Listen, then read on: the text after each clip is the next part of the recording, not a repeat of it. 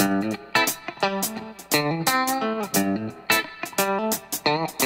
everybody doing? Okay, okay. That's pretty pathetic. How's everybody doing? Okay. I want to go a little bit deeper into the concept of roles and focus on our roles as communicators and influencers. I'm going to show you part of one of 20 tools from our workshop, Influence with Integrity, connecting with everyone from kids to clients.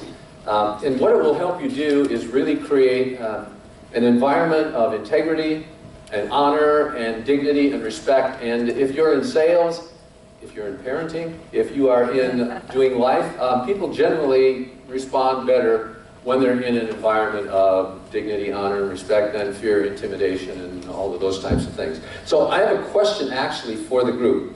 Let's say that you meet somebody for the very first time. You've only spent 30 to 60 seconds with them. Now, how many of you could answer 95% of the following questions about someone you just met for 30 to 60 seconds? What is their major focus in life? You get 1, 2, or 3 words to describe that. Connect with that, you got a chance. Disconnect with that, might as well go home, unless it's happening at home. What are a couple of their hot buttons that if you push those in the first 30 to 60 seconds, you're going to be really sorry that you did?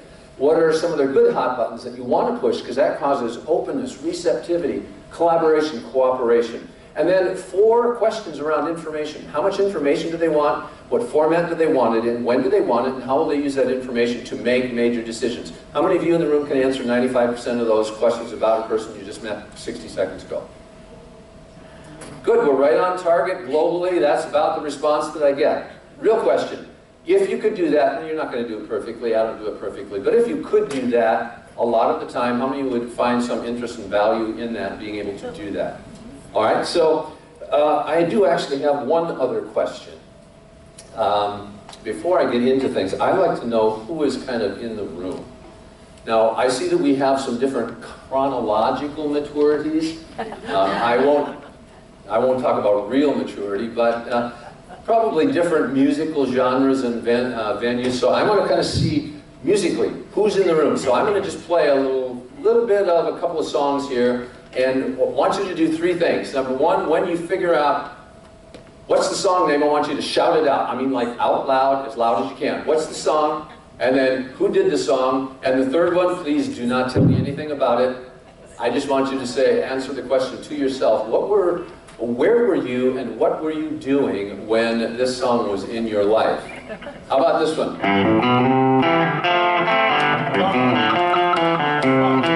Okay, who's it by? You go, you got it. Richie Valens. So somebody's got it. Now some of you might need a little bit more funk and, bump and grind into your memories, so how about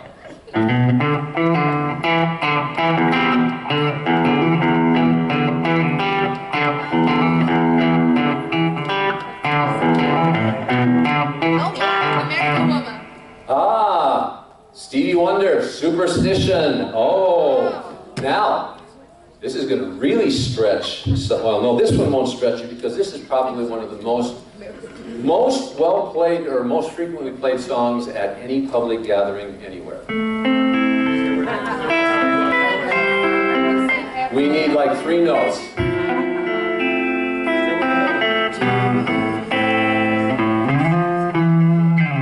So. I don't say the first word because I'm not American, but it's something gonna happen. Something about heaven. Stairway to heaven. Yes, that is true.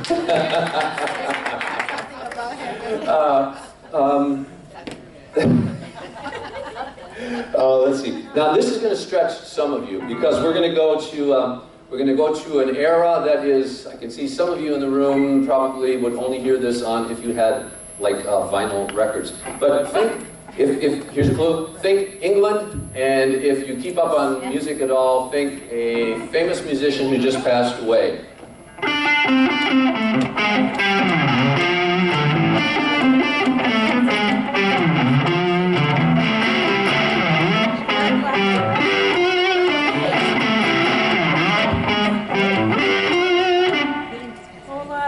Sunshine of Your Love, very cool. Now, if you haven't heard this song, I'm not sure what planet you have been existing on for the last little while. Everybody in the world knows this one.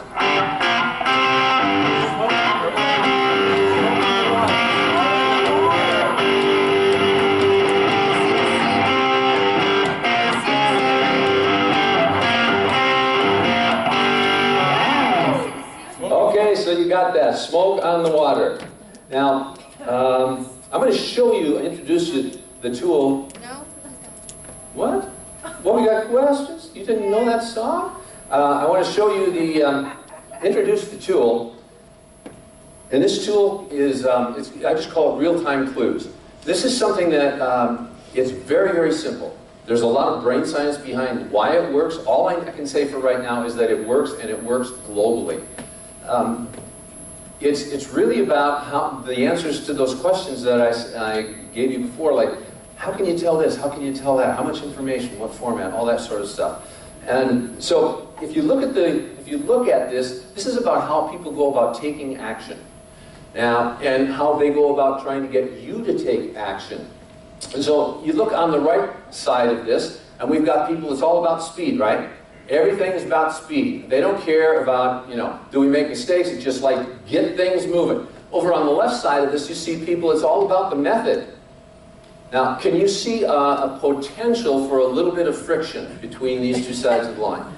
This goes on all the time. So musically, what might this be like? People on the right side of the line, they don't really care about mistakes. It's just like, let's get going, do something fast, make it work, and so it might look like this.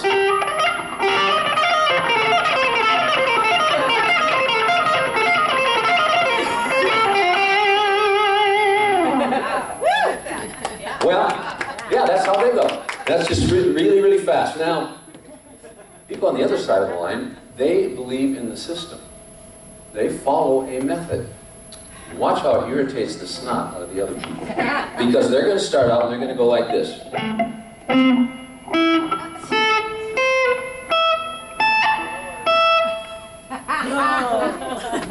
Now, when you interrupt one of these people from that side of the line, where do they start from?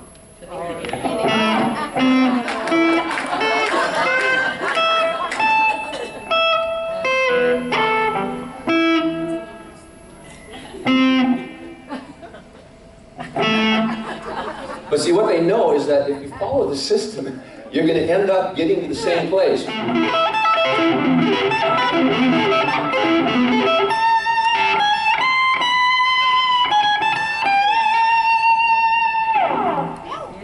get that, right?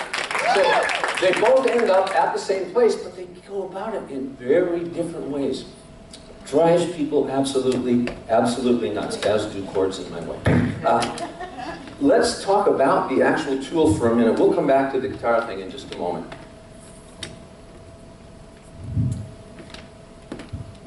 It's like the first thing I want to show you, obviously you've seen speed and the methods, that's a big thing, and a lot of frustration. I can tell you this, I got a new teenage son when he was 13 years old because of this horizontal line. I was teaching this stuff globally, and I came home and I was having a discussion with him. Bottom line, it's like I did everything opposite of what I'm going to suggest you may consider today. And then all of a sudden it flashed in my mind like, Michael, what do you do for a living? Well, I help people.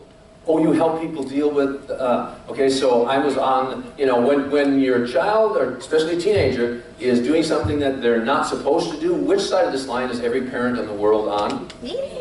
Yeah, they're over here. Come on, get it done. Well, it's like the first thing to look at is what I call energy flags.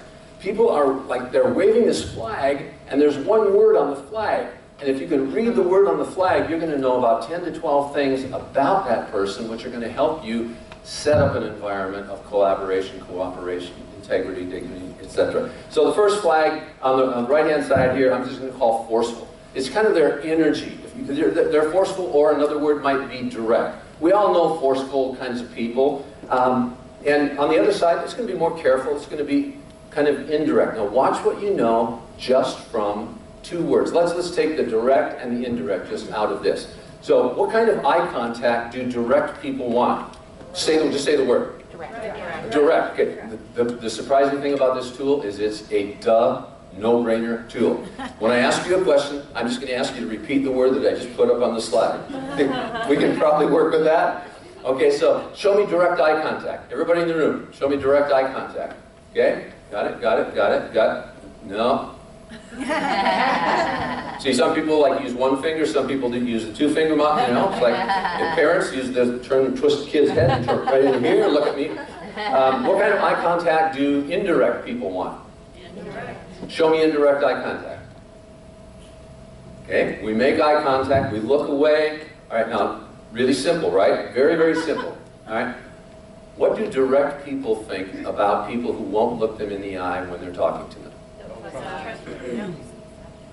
All those words, here's some of the ones we really say. Incompetent, stupid, they're liars, they're slow, they're dumb, they're blah, blah, blah. How many of the words that you came up with positive? Any of them? No. I said fear. Pardon? Fear. Fear, yeah. Don't even look at me. People, that's fear, okay? Now, what do indirect people think about people who stare people down, violate their space, and then spit on them when they're talking to them? What kind of words would you use to describe that? Gross. Gross. How about rude, da-da-da, all that evil, wicked, mean, bad, and nasty. So just with those two words, you can see there's a whole lot of frustration that's going on. The thing is, it's so simple to solve. I'm not telling you anything that you don't already know. What I'm hoping is that you'll see it in a visual and a way to put it together that you can walk out of here 10 minutes after you learn this tool. You can put this to work. So let's go a little bit deeper now. So those are the two ends, direct and indirect. Now, how can I tell, what are the clues that I look for real time? Because this can change. Within 5 minutes, this could change. Over on the left side, on the process kind of side, the indirect here, the first clue you're going to see is they tend to talk a little bit slower. And they tend to talk with a softer voice. And they tend to ask a lot of questions. They do more asking than telling. Question: if they talk softer and slower and you want to connect with them, how should you talk? What do they think about people who talk really loud and fast and you're yelling at? Now, could you listen to somebody's voice and decide if they were talking softer or slower than you? Is that pretty simple? Now, the brain science behind this is pretty phenomenal, as I said. Just the impact that that makes. You just check it out. If you're a seller and you've got, you're trying to sell this and your buyers are on the opposite end of this line, do you think that what's the probability of actually doing this? How about you going out for that listing interview? I call them interviews, I don't call them presentations. And you are opposite ends of this. How about you sit down with the husband and the wife and one of them's on each side of this line? Then what do? Well, when we go into the Influence with Integrity workshop, I show you how to interrupt people, put them on hold, have them willingly give you control of the conversation, because it's about integrity and dignity. And if you know what to do and how to do it, it's about meeting people's needs. So, talking softer, slower voice, more asking. Will these people on the left side, would they likely interrupt you to your face in front of a group like this and tell you that you were wrong? No. When do you know you lost the deal with these people? When the sign comes off the lawn, if it's, They don't call you back. Yeah. They say, well, this is really good. Well, yeah, we want to think about this, but I really like what you have to say. Last time you ever hear from them.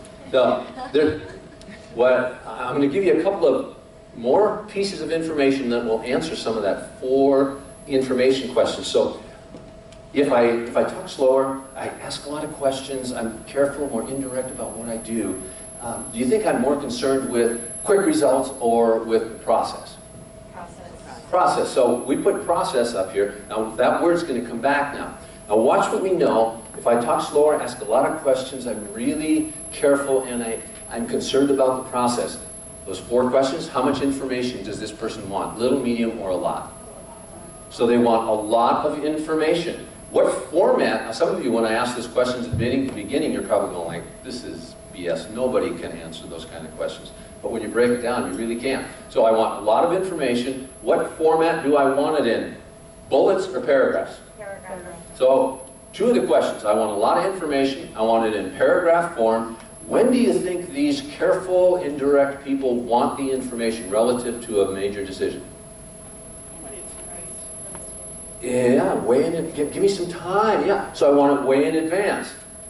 And so there's 3 questions. I want a lot of information, I want it in paragraph format, I want information in advance, and the 4th question, how do these people use information to make a decision? Go up to the first P word there, just say the first P word. Process. They make them carefully, so they go through a process, or process depending on which country you're from. So these people, a lot of information, I want it in paragraph format, I want it in advance, and I'm going to use my process. I'm going to work through a process. How long will they process till they make the decision? People on this side of the line, on the right side, they go way too flipping long. But I just heard the right answer from a process person who says, as long as it takes to make the decision. They have an exact amount of time. It just doesn't fit with your time schedule. Michael, why'd you look at me? Why do I look at you? Just because with most of the people in this room, I know which side of the line you're on. And there's a few of you that, you know, by the way, again, this is real time. Situation change, this is not who you are. This is how you take action. Pressure on one thing, it'll change, it'll move. It's not just your personality, who you are. In order to remember this, I have a little nursery rhyme for you. Now this is how these people, on the left-hand side, here's how they get you to take action. They will get you to take action by asking a series of questions to lead you through a process that helps you take action because it's your idea. How do you think you should engage with them if you want to engage with them? Ask us. What do you think? Think it might make sense to do the way that they do? Now this is going to be kind of funny. Okay, I'm going to say it out loud once. This is nursery rhyme on the process side, because when you walk out of this room, unless you've dug a deeper groove in your brain, it's just going to go right out the window. All right? I'm going to say it once, then I'm going to ask you to actually say it out loud with me. Ask a series of questions to lead them through their process that helps them take action because it's their idea. Everybody, all together? Ask a series of questions to lead them through their process that helps them take action because it's their idea. Now let's go to the right-hand side over here. Now, how do these people over on the right-hand side talk? They're going to talk faster. What's their voice like? Softer or stronger?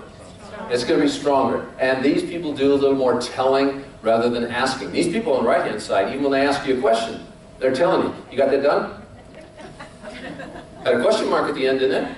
Does that mean it's a question mark? No, it means you're 30 seconds ago, I gave it to you, you got that done?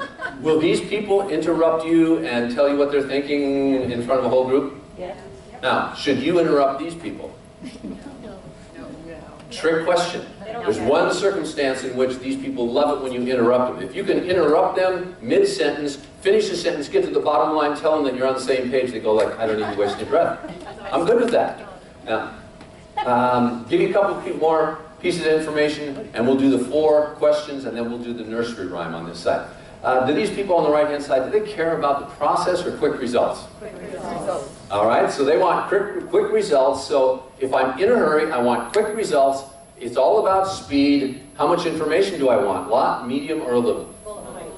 I want little. And the second question was what format? And you said? Bullet points.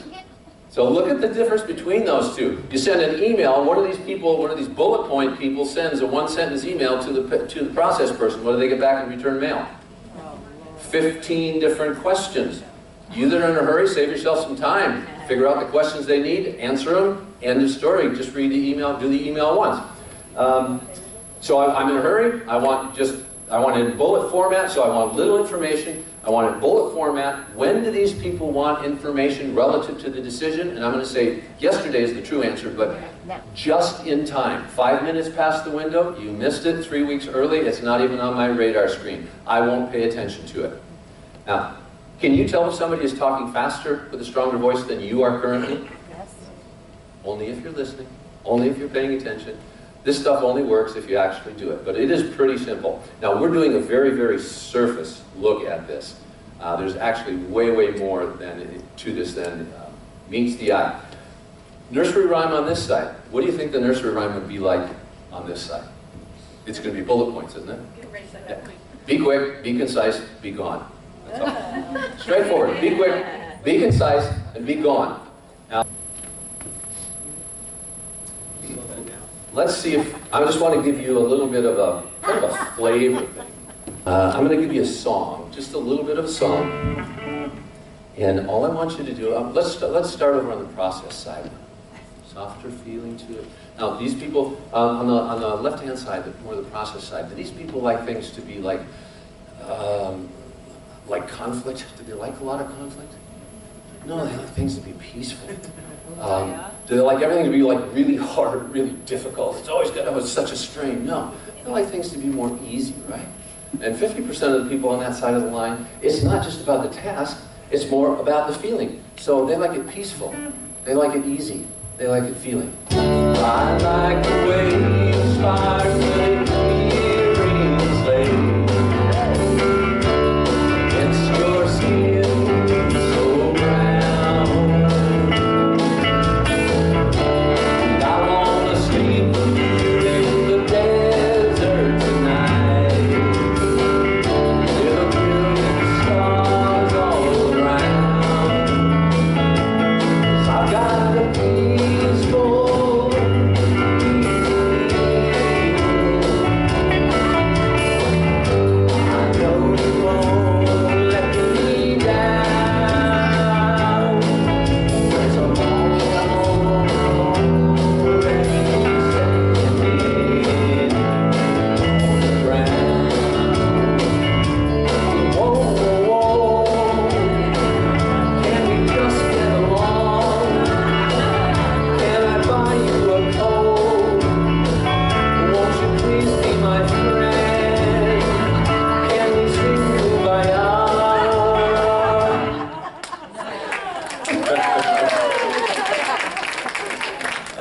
So, do you think that the song on the other side of the line would be the same? No, it's going to be just a little bit more forceful kind of thing. So, now these people on the right-hand side, we talk. They want results. They want bottom line. Want action, right? So when they want results, when do they want results? Right now. How much results do they want? A lot. So let's take them out of the arena of business and put them in the arena of love.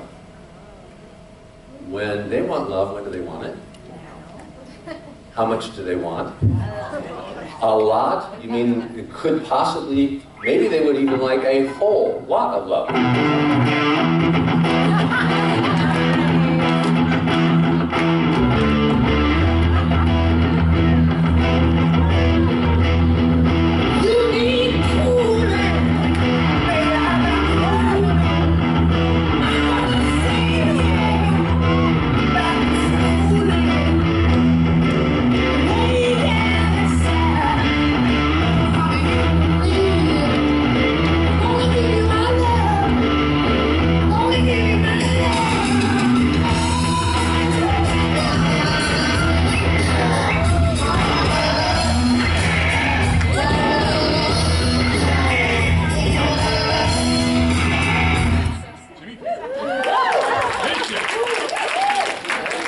Oh, sometimes somebody will say, well, I think that song has a guitar solo.